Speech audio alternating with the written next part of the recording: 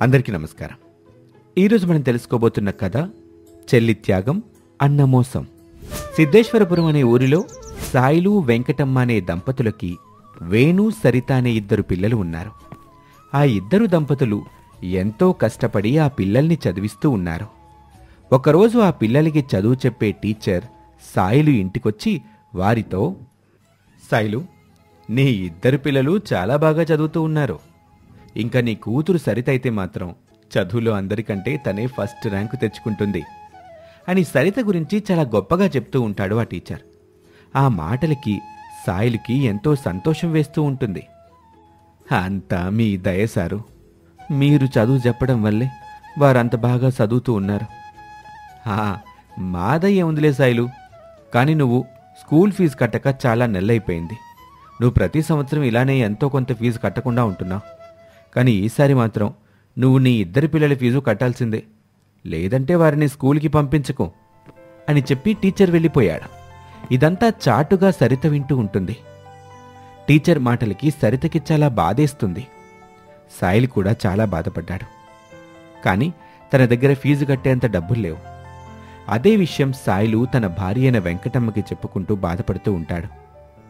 ఆ మాటలు విన్న సరితకి సరిగ్గా నిద్ర కూడా పట్టలేదు. ఆ మరుసటి రోజు ఉదయాన్నే వేణు స్కూల్కి వెళ్ళటానికి తయారవుతూ ఉండగా సాయిలు చూస్తాడు. నాన్నా, వేణు, ఈ రోజు నుండి నువ్వు స్కూల్కి పోనక్కర్లేదురా. ఈరోజు నుండి నువ్వు కూడా నాతో పాటు పొలం పనికి రావాలి అని చెబుతూ ఉంటాడు. అప్పుడు సరిత సాయిలు దగ్గరికి వస్తుంది. నాన్న, నీ టీచర్ చెప్పిన మాటలన్నీ విన్నాను. నాన్న, ఇప్పుడు మేమిద్దరం చదువుకోకుండా ఉంటే మీలాగే ఎప్పుడు ఇలా కష్టపడుతూనే ఉండాలి. నువ్వు చెప్పేది నిజమే బిడ్డ, కానీ నా దగ్గర మీ స్కూల్ ఫీజు కట్టే అన్ని డబ్బులు లేవు. నాన్న, ఈ రోజు నుండి నేను కూడా మీతో పాటు పొలం పనికొస్తాను. ఆ వచ్చిన డబ్బులతో కనీసం అన్నయ్యనైనా చదివిద్దాం. మనలో ఒక్కరు చదివినా మన జీవితాలు మారిపోతాయి. అన్నయ్య గొప్ప చదువులు చదివి పెద్ద పెద్ద ఉద్యోగాలు చేసి మనల్ని చాలా బాగా చూసుకుంటారు అని సరిత సాయిల్కి నచ్చజెప్పి వేణుని స్కూల్కి పంపించింది. ఇక ఆ రోజు నుంచి సరిత కష్టపడుతూ పనిచేసి వేణుకి చదువుకు అవసరమైన డబ్బుల్ని సమకూరుస్తూ ఉంటుంది సరిత. చెల్లి, నువ్వు నా కోసం, నా చదువు కోసం ఎంతో కష్టపడుతూ ఉన్నావు.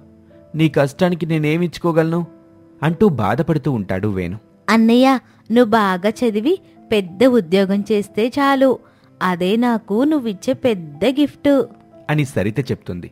సరిత మాటలకి వేణు కళ్ళల్లో నీళ్ళొస్తాయి. అలా వేణు స్కూల్ చదువు అయిపోతుంది. పై చదువుల కోసం వేణు సిటీకి వెళ్లాల్సి వచ్చింది. కానీ అందుకు చాలా డబ్బులు కావాలి. అంత డబ్బు ఎవరి దగ్గర లేవు.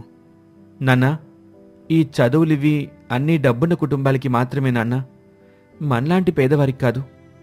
నేను కూడా మీతో పాటుగా పొలం పనికొస్తాను అని వేణు చెప్తాడు. అప్పుడు సరిత తన దగ్గర ఉన్న బంగారం అంతా తెచ్చి వేణు చేతిలో పెడుతుంది. అన్నయ్య, ఈ బంగారం తీసుకొని ఎక్కడైనా అమ్మి ఆ వచ్చిన డబ్బుతో నువ్వు పట్నంలో చదువుకో. ఏ రోజు కూడా నువ్వు డబ్బు లేనందువల్ల చదువు ఆగిపోకూడదు. నేనుండగా నీకు ఆ పరిస్థితి రానివ్వనన్నయ్య అని సరిత చెప్పింది. చెల్లి, ఆడపిల్లకి బంగారమే ఒక పెద్ద అలంకారం. అలాంటిది నువ్వు నా చదువు కోసం ఇస్తున్నావా? నాకు ఉద్యోగం రాగానే మొదటి జీతంతో ఈ బంగారానికి రెట్టింపు బంగారం నీకు కొనిస్తాను అని చెప్పి వేణు ఆ బంగారాన్ని తీసుకుని వాటిని ఒక వ్యాపారి దగ్గర అమ్మి వాటితో వచ్చిన డబ్బులతో తను పట్నంలో చదువుకుంటూ ఉంటాడు.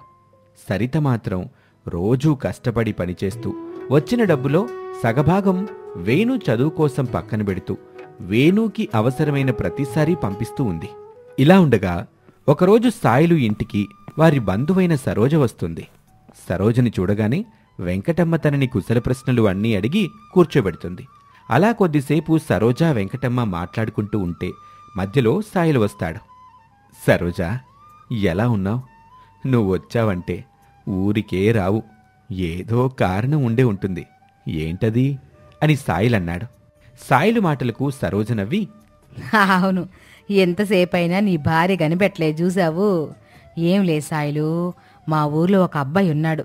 అతని పేరు కేశవ్. చాలా మంచి అబ్బాయి. వారిది పెద్ద జమీందారీ కుటుంబం. మన సరితకి సరిపోయే జోడి. మీ అమ్మాయి గనక వాళ్ళింటికి కోడలుగా వెళ్తే మాత్రం తను రానిలా ఉంటుంది అక్కడ. అని చెబుతూ ఉంటుంది సరోజ. సరోజ మాటలు విని సాయిలు, నువ్వు చెప్పేది బానే ఉంది సరోజ, కానీ అంత పెద్ద కుటుంబం మనమ్మాయిని ఊరికే చేసుకుంటారా? నిజం చెప్పు సాయిలు, మీకున్న ఒక్క 2 ఎకరాలు అమ్మేస్తే నీ కూతురు సంతోషంగా ఉంటుంది. అని చెప్పగానే ఆ మాటలు అప్పట్నుండి వింటున్న సరిత కోపంగా లేస్తుంది. ఏంటి, ఆ 2 ఎకరాలు అమ్మాలా? అదేం కుదరదు. అయినా నాన్న, నాకిప్పుడు పెళ్ళి అవేం వద్దు. ముందు అన్నయ్య చదువు అయిపోయి ఉద్యోగం రానివ్వు. అంతకంటే మంచి సంబంధం తెచ్చి నాకు పెళ్లి చేస్తాడు అని చెప్తుంది. ఇక చేసేదేమీ లేక సరోజ వెళ్ళిపోతుంది. పట్నంలో వేణు చదువైపోయి తనకి అమెరికాలో ఉద్యోగం వస్తుంది. ఆ విషయం తెలియగానే సరిత సంతోషానికి హద్దే లేదు. ఊరంతా తిరిగి ఆ విషయం ఊర్లో అందరికీ చెప్తుంది సరిత. వేణు ఉద్యోగం మీద అమెరికాకు వెళ్తాడు. అమెరికా వెళ్ళిన కొన్ని రోజుల్లోనే వేణులో మార్పు రావటం మొదలైంది. తను బాగా సంపాదిస్తున్నా కూడా ఇంటికి ఒక్క రూపాయి కూడా పంపించటం లేదు. తన కోసం ఇంట్లో వాళ్ళు పడ్డ కష్టాన్ని మర్చిపోయాడు వేణు. తన సుఖం కోసం, తన సంతోషాల కోసం మాత్రమే ఖర్చు పెట్టుకుంటూ అమెరికాలో ఎంజాయ్ చేస్తూ ఉంటాడు. పాపం ఇవన్నీ తెలియని సరిత తనలో తాను, అన్నయ్య ఉద్యోగం చేసినా దేశం కాని దేశంలో ఎలాంటి ఇబ్బందులున్నాయో ఏమో, లేదంటే మమ్మల్ని ఇబ్బంది పండిస్తాడా అని అనుకుంటూ ఉంటుంది. కానీ రోజురోజుకి కుటుంబ పరిస్థితి దీనంగా తయారవుతుంది. వేణుకి చెప్పినా పట్టించుకునేవాడు కాదు. ఇలా ఉండగా ఒకరోజు సాయిలు పొలంలో పనిచేస్తూ ఉండగా కళ్ళు తిరిగి పడిపోతాడు. హాస్పిటల్లో చూపిస్తే సాయిలుకి వెంటనే గుండె ఆపరేషన్ చెయ్యాలని డాక్టర్లు చెప్తారు. కానీ దానికి చాలా ఖర్చవుతుంది. అప్పుడు వెంటనే సరిత వేణుకి ఫోన్ చేస్తుంది. అన్నయ్య, నాన్నకి గుండె ఆపరేషన్ చేయాలంట. దానికి చాలా ఖర్చు అవుతుందంటున్నారు. లేదంటే నాన్న ప్రాణాలకే ప్రమాదం అని డాక్టర్లే చెప్పారన్నయ్య అని సరిత చెప్తుంది. అప్పుడు వేణు తన మనసులో, నా దగ్గర నుంచి ఎలా అయినా డబ్బులు తీసుకోవడానికి ఆడే డ్రామా ఇదంతా. నాకు తెలీదా వీళ్ళ గురించి? నేను సంపాదిస్తుంటే తినటానికి రెడీగా ఉన్నారు అని అనుకొని సరితతో ఈ విధంగా అంటాడు. సరిత, అంత డబ్బంటే నా దగ్గర లేదు. నేనిక్కడ చాలా ఇబ్బందులో ఉన్నాను. మీరే ఎలా అయినా సరే సర్దుబాటు చేసుకోండి అని చెప్పి ఫోన్ కట్ చేసేస్తాడు వేణు. తను మాత్రం మంచిగా కారులో తిరుగుతూ ఎంజాయ్ చేస్తూ ఉంటాడు. వేణు చెప్పే మాటల్లో నిజం లేదనిపిస్తుంది సరితకి. అప్పట్నుండి వేణుని గమనిస్తూ వేణులో వచ్చిన మార్పుని గ్రహిస్తుంది సరిత. సరిత చాలామంది దగ్గరికి వెళ్ళి అప్పడుగుతూ ఉంటుంది. ఇదిగో అమ్మా సరిత, ఇప్పటి వరకు నువ్వు మీ అన్నయ్య చదువు కోసం చేసిన అప్పే ఇంకా కట్టలేదు. ఇంకా డబ్బులివ్వటం నా వల్ల కాదు అని అప్పు కోసం వెళ్తే ఒక వ్యాపారి చెప్తాడు. అలా ఎవ్వరిని అడిగినా కూడా సరిత తన అన్నయ్య కోసం చేసిన అప్పే కట్టకపోవటం వల్ల ఎవ్వరూ డబ్బులివ్వటం లేదు. ఇక చేసేదేమీ లేక సరిత తనకున్న 2 ఎకరాలు అమ్మేసి సాయిల్కి గుండాపరేషన్ చేయిస్తుంది. కొన్ని నెలల తర్వాత వేణు ఇండియాకి రావాల్సి వచ్చింది. రాగానే వేణు 5 స్టార్ హోటల్లో దిగుతాడు. బంధువుల్ని, స్నేహితుల్ని కలుస్తాడు. అందరూ ఇంట్లో వాళ్ళ గురించి అడుగుతూ ఉండటంతో తప్పక ఇంటికి వెళ్తాడు. అక్కడ సరిత, వెంకటమ్మ చాలా పేదరికంలో గుర్తుపట్టలేనంత విధంగా మారిపోతారు. వారిని అలా చూసిన వెంటనే వేణుకి చాలా బాధేస్తుంది. సరిత వేణుని చూసి చాలా సంతోషంగా వేణు దగ్గరికి వస్తుంది. అన్నయ్య, ఎప్పుడొచ్చావు?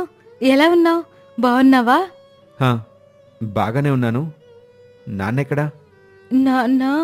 నాన్న చనిపోయాడన్నయ్య. ఆపరేషన్ ఫెయిల్ అయింది. ఆ విషయం నీకు చెప్దామని ఎన్నోసార్లు ఫోన్ చేశాను, కానీ నువ్వెత్తలేదు అని సరిత బాధగా చెప్తుంది. వేణుకి ఒక్కసారిగా గుండె పగిలినంత పనవుతుంది. తన నాన్నని చివరి చూపు కూడా చూసుకోలేకపోయాడు వేణు. డబ్బు మాయలో పడి తాను ఎంత పెద్ద తప్పు చేశాననుకుంటూ వెంటనే వెళ్ళి వెంకటమ్మ కాళ్ళు పట్టుకుని నన్ను క్షమించమ్మా అని వేడుకుంటాడు వేణు. కొన్ని రోజుల పాటు వాళ్లతోనే అక్కడే ఉండి తనతో పాటు వాళ్ళని కూడా అమెరికాకు తీసుకుని వెళ్తాడు వేణు. ఇది వాల్టి కథ. మరొక కథలో మళ్ళీ కలుద్దాం. నమస్తే.